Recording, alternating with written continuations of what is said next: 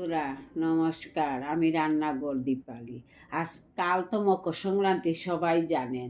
তার জন্য মকর সংক্রান্তির আগের দিন আমাদের এদিকে ভেড়াভেড়ি মেরামেরি কি বলে থাকে। দেখুন, অল্প বোয়াল মাছ নিয়ে এসেছি, 4 পিস মাছ নিয়েছি। দেখুন, অল্প নুন, পরিমাণ মতো হলুদের গুঁড়া, আর বোয়াল মাছে আগের থেকে তেল মাখানো হয় না ফুটার জন্য, তবুও ফুটবে।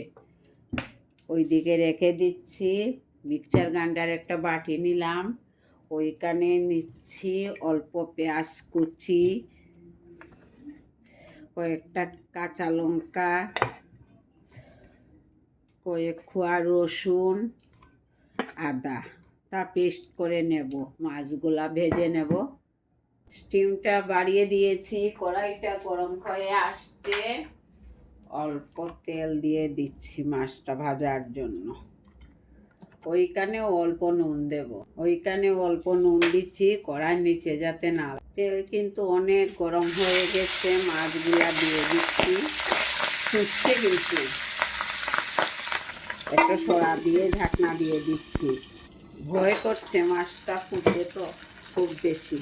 আজকে তো পোহরা পূর্ণিমা, মাংস না খাওয়াই ভালো বাচ্চাদের পক্ষে। ডিম মাংসটা বাচ্চাদেরকে পূর্ণিমাতে না খাওয়ানো ভালো, মা মাসিরা বলে থাকেন, তাই একটু একটু মানছি আর কি।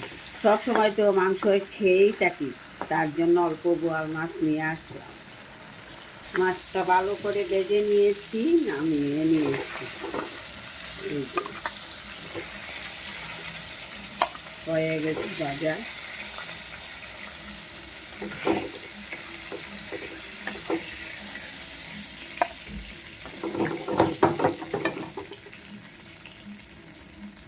পুরনে কালো জিরা দিচ্ছি। এখানে পেস্ট করে রেখেছি আদা, কাঁচা লঙ্কা, রসুন, পেঁয়াজ, তাও দিয়ে দেবো। পেস্ট করা মশলাটা দিয়ে দিচ্ছি।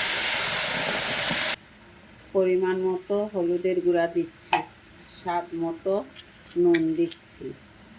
এই যে দেখুন, স্বাদ মতো নুন দিচ্ছি। চিড়ে রেখেছি 2-1টা কাঁচা লঙ্কাও দিচ্ছি। মশলাটা তেল ছাড়ছে, এই যে দেখুন শুকনা শুকনা হয়ে গেছে, তেল ছাড়ছে। এবারে ঝোল দিয়ে দেবো।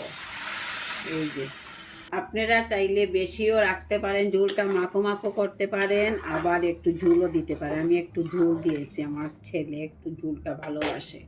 মাছগুলা দিয়ে দিচ্ছি। যে অল্প ধনে পাতা কেটে রেখেছি, ধুয়ে পরিষ্কার করে দিয়ে দিচ্ছি। ঝোলটা থাকলে কালকেও খাওয়া যাবে, কেননা ঠান্ডায় তো একদম বসে যাবে নিচে। হয়ে গেছে আমার বোয়াল মাছের রেসিপিটা, এবার নামিয়ে নেব। কেমন লাগলো ভেড়াভেড়ির দিনে বোয়াল মাছের এই যে রেসিপিটা? আদা রসুন পেঁয়াজ ধনিয়া পাতা দিয়ে রান্না করলো রান্নাঘর দীপালি। আজকে আপনাদের কাছে কেমন লাগলো লাইক কমেন্ট করতে একদম ভুলবেন না। আমার পাশে থাকুন, আমাকে উৎসাহিত করুন। আমি আপনাদেরকে রোজ দিন নতুন নতুন ভিডিও দেখাবো। নমস্কার বন্ধুরা, ভালো থাকুন। কাল মকর সংক্রান্তি, আগাম মকর সংক্রান্তির শুভেচ্ছা, ভালোবাসা নিউন।